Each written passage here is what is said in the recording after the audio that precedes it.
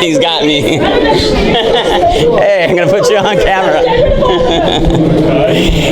You're with Irish middleweight contender Jason Quigley. Now Jason, Golden Boy Promotions, now has inked a deal with ESPN, and you will be the first featured card.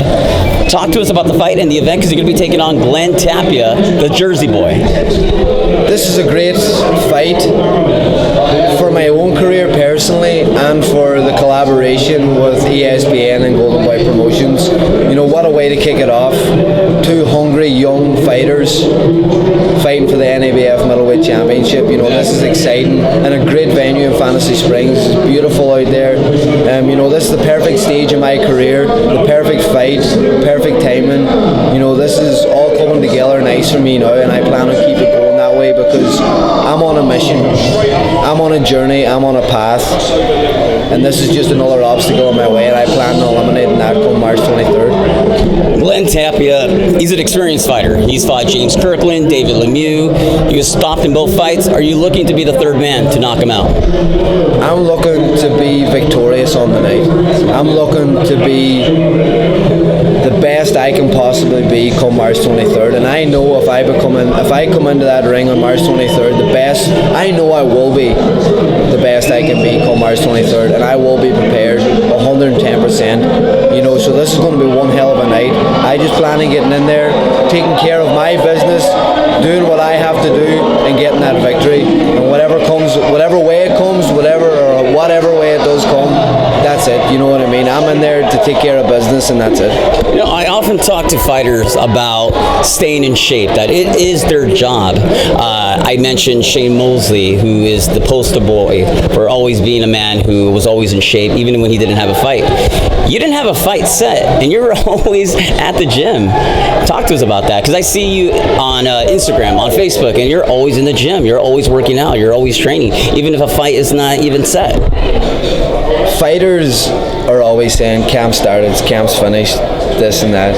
Camp never starts or finishes for me. You know, I always stay in camp, I always stay prepared, I always stay ready, because this is my life. This is what I do, and this is what pays the bills. At the end of the day, that's what it's about as well. You know, I have a goal and I have a vision of becoming world champion. That's number one. But of course, I need to make a living. I need to pay the bills. You know, so every fight I get into, I look at it as a world title fight, and I make sure that I'm prepared every single time, because this is a very short career, and I plan on being the best I can possibly be in this career, giving myself the best opportunity I can to be great. Where do you get that mental strength to stay in the gym?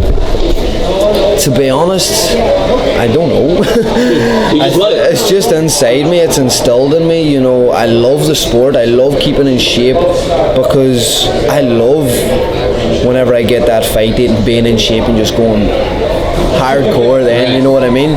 So for me, to be honest, I think it's came from my father, from what he has taught me since a young kid, you know, taking me up through the ranks, through all the amateur scenes and into my professional career. You know, he's instilled that hunger, desire, determination, and that focus in me, and that's exactly what I plan on bringing the rest of my career. Let me ask you, what were your thoughts on the Carl Frampton versus Leo Santa Cruz fight? Who did you have winning in that fight, and do you feel that Santa Cruz deserved the decision? Yeah, I definitely thought Santa Cruz deserved the decision on the night. Carl did everybody proud once again. You know, everybody in Ireland, especially his friends and family, people closest to him. You know, I know the sacrifices that he does. I'm a fellow fighter, and I know Carl as well. You know, so for Carl to go on and done what he did, it was absolutely unbelievable in the first fight. You know, to become two-weight world champion, it's absolutely unbelievable. Nobody can ever take that away from him. Alright, he might have got beat in the rematch, whatever. Leo definitely deserved to win that fight, without a doubt. You know, he put in a great performance, he adapted to the style and brought something different to Carl. But in the third fight, I think Carl can adapt and maybe come back and beat Santa Cruz. You know, so it's going to be exciting. I wish Carl all the best now. I hope he comes back stronger, hungrier, more determined than ever, and I'm sure he will.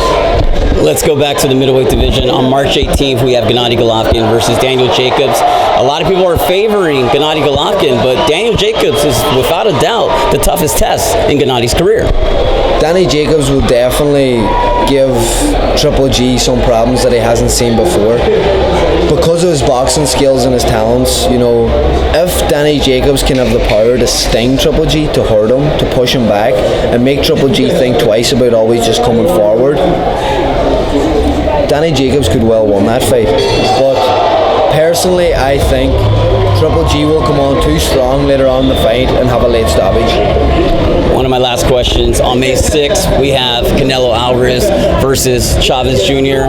How do you see that fight? Break it down for us. That's another fight that depends on weight. If Chavez can come into this fight, make the weight comfortably, and be strong at the fight, it's going to be one hell of a fight. If he comes in weak and struggles to make the weight, it's going to be Canelo all night long.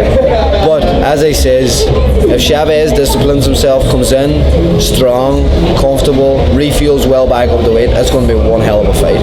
One last question again here. Talk to us about the strengths and weaknesses you see in Glenn Tapia. To be honest, you know, I have never looked at any videotape. I've never seen Glenn fight. Okay. To be honest, I wasn't really too sure of who he was until the David Lemieux fight. Mm-hmm. You know, so I don't really know much on him. I have watched some of his latest clips. You know, I have watched what he does. I know his style. I know the way he likes to fight. You know what I mean? So, but I don't fixate on that, or I don't look at that and say Glenn Tapia is a come forward fighter, or he's a boxer, or he's a puncher, he's a speed fighter, right, whatever. I'm going to come 110% prepared, and it's up to Glenn Tapia to worry about me, because I'm going to be getting into that ring the best I can possibly be, and that's going to be one hell of a night for Glenn Tapia. Well, you'll know plenty on March 23rd. That's for sure. Thank you, Jason. Always a pleasure, my man.